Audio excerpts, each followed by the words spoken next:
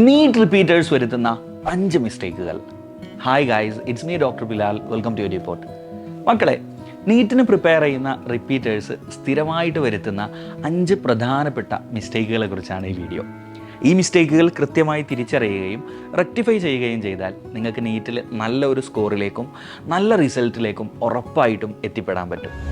ഏറ്റവും പ്രധാനപ്പെട്ട ഒന്നാമത്തെ മിസ്റ്റേക്ക് എന്ന് പറയുന്നത് സബ്ജക്റ്റുകളിൽ, എസ്പെഷ്യലി ഫിസിക്സിലും കെമിസ്ട്രിയിലും ബേസ് ക്ലിയർ ആവാതെ, അതായത് ബേസിക് ലെവലിലുള്ള പ്രോബ്ലം സോൾവിങ്ങും അതുപോലെ തന്നെ ബേസിക് ലെവലിലുള്ള കോൺസെപ്റ്റുകളൊന്നും ക്ലിയർ ആവാതെ വെറൈറ്റി പ്രോബ്ലങ്ങളും അതേപോലെ തന്നെ വലിയ പ്രോബ്ലങ്ങളൊക്കെ ചെയ്യാൻ വേണ്ടിയിട്ട് പോകുക എന്നുള്ളതാണ്. അങ്ങനെ പോയാലുണ്ടാവുന്ന വലിയൊരു പ്രശ്നം എന്ന് പറയുന്നത്, നമുക്ക് തരുന്ന പ്രോബ്ലങ്ങളിൽ ചെറിയ ഏതെങ്കിലും രീതിയിലുള്ള ട്വിസ്റ്റുകൾ വരുത്തിക്കൊണ്ട് പ്രോബ്ലങ്ങൾ തരുമ്പോഴോ അല്ലെങ്കിൽ എക്സാമിന് കോൺസെപ്റ്റ് ഓറിയൻറ്റഡ് ആയിട്ടുള്ള സ്റ്റേറ്റ്മെൻറ്റ് ബേസ്ഡ് ക്വസ്റ്റ്യൻസ് ഒക്കെ കെമിസ്ട്രിയിൽ ധാരാളമായിട്ട് വരാറുണ്ട്. അങ്ങനെയൊക്കെ വരുമ്പോഴത്തേക്ക് നമ്മൾ ഒരുപാട് പഠിച്ചാലും നമുക്ക് ആൻസർ ചെയ്യാൻ പറ്റാത്ത രീതിയിൽ ട്രാപ്പായി പോകുന്നുള്ളതാണ്. ഇനി രണ്ടാമത്തെ മിസ്റ്റേക്കും ക്വസ്റ്റ്യനുമായി റിലേറ്റ് ചെയ്ത് തന്നെയാണ് ഭയങ്കര ഹൈ ലെവലിലുള്ള ക്വസ്റ്റ്യൻസിലേക്ക് പോവുക. നമ്മുടെ നീറ്റിന് സാധാരണഗതിയിൽ ചോദിക്കുന്ന ക്വസ്റ്റ്യൻ്റെ ഒരു ലെവലുണ്ട്. ആ ലെവൽ കീപ്പ് ചെയ്യുക എന്നുള്ളത് ഭയങ്കര ഇമ്പോർട്ടൻ്റ് ആണ്. അതിനപ്പുറത്ത് ഹൈ ലെവൽ പ്രോബ്ലംസിലേക്ക് പോയി കഴിഞ്ഞാലുണ്ടാകുന്ന പ്രശ്നം, നിങ്ങളുടെ കോൺഫിഡൻസ് ലെവൽ ഭയങ്കരമായിട്ട് താഴുകയും അത് നിങ്ങളുടെ പ്രിപ്പറേഷനെയും നിങ്ങളുടെ പഠനത്തെയും ഒക്കെ പൂർണ്ണമായിട്ട് ബാധിക്കും. അതിനപ്പുറത്ത് നിങ്ങളുടെ സമയം അനാവശ്യമായിട്ട് ഒരു പെർട്ടിക്കുലർ സബ്ജക്റ്റിൽ കൺസ്യൂം ചെയ്യപ്പെടാനും കാരണമാകും.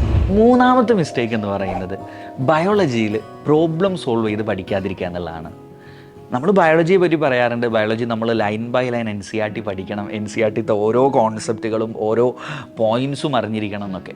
പക്ഷെ നമ്മൾ എത്രയൊക്കെ തവണ NCERT വായിച്ചാലും എത്രയൊക്കെ കോൺസെപ്റ്റ് മനസ്സിലാക്കാൻ ശ്രമിച്ചാലും ഒക്കെ കുറച്ചെങ്കിലും ആംബിഗ്വിറ്റി അവിടെ ഉണ്ടാകും. ആ ആംബിഗ്വിറ്റി കവർ ചെയ്ത് പോകണമെന്നുണ്ടെങ്കിൽ കുറച്ചെങ്കിലും, ഒരുപാട് ക്വസ്റ്റ്യൻസ് ബയോളജിയിൽ നിന്ന് ചെയ്യണമെന്ന് ഞാൻ പറയില്ല, പക്ഷെ കുറച്ചെങ്കിലും പ്രോബ്ലംസ് ബയോളജിയിൽ നിന്നൊരു പരിധി വരെ ചെയ്യാൻ പറ്റുക എന്നുള്ളത് ഭയങ്കര ഇമ്പോർട്ടൻ്റ് ആണ്. ഇനി നാലാമത്തെ mistake, that is lack of proper revision. കൃത്യമായിട്ടുള്ള റിവിഷൻ പ്ലാനും സ്ട്രാറ്റജിയും ഇല്ലാതിരിക്കുക എന്നുള്ളതാണ്. നോക്കൂ, മനഃശാസ്ത്രം പറയുന്നത് ഇങ്ങനെയാണ്: നിങ്ങളൊരു ടോപ്പിക്ക് ക്ലാസ്സിൽ അടിപൊളിയായിട്ട് കേട്ട് മനസ്സിലാക്കി കഴിഞ്ഞാൽ പോലും അടുത്ത 1-2 ദിവസത്തിനകം നിങ്ങൾ പഠിച്ച ടോപ്പിക്കിൻ്റെ 75% നിങ്ങൾ മറന്നു പോകാൻ സാധ്യതയുണ്ട്. ഇതൊരു നോർമൽ പ്രോസസ്സാണ്. ഈ ഒരു മറവി എന്ന് പറയുന്നത് നോർമലായി നടക്കുന്ന പ്രോസസ്സാണ്.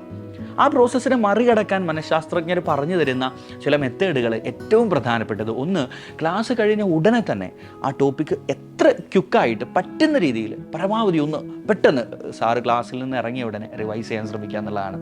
പിന്നീട് അടുത്ത സ്റ്റെപ്പ് എന്ന് പറയുന്നത്, ക്ലാസ് കഴിഞ്ഞ അതേ ദിവസം സെയിം ഡേ എത്ര നേരത്തെ അതിനെ പഠിച്ചു തുടങ്ങാൻ പറ്റുമോ അത്രയും നേരത്തെ ആ ക്ലാസ് എടുത്ത നോട്ട്സും കാര്യങ്ങളും പഠിച്ചു തുടങ്ങുക എന്നുള്ളതാണ്. രാത്രിയിലേക്ക് വെക്കാൻ പറ്റുന്നില്ല, രാത്രിയിലേക്ക് വെക്കാതെ പരമാവധി ഈവനിങ് ക്ലാസ് കഴിഞ്ഞ ഉടനെ നമ്മൾ വായിക്കാൻ തുടങ്ങുക. അന്നെടുത്തത് അന്ന് തന്നെ പഠിക്കുക എന്നുള്ളത് ഭയങ്കര ഇമ്പോർട്ടൻ്റ് ആണ്. നമുക്ക് പലപ്പോഴും ഇല്ലാത്തൊരു ശീലമാണത്. അങ്ങനെ ഇല്ല എങ്കിൽ നിങ്ങൾ പഠിച്ചതിൻ്റെ നല്ലൊരു ശതമാനവും മറന്നു പോകാനുള്ള സാധ്യത വളരെ കൂടുതലാണ്.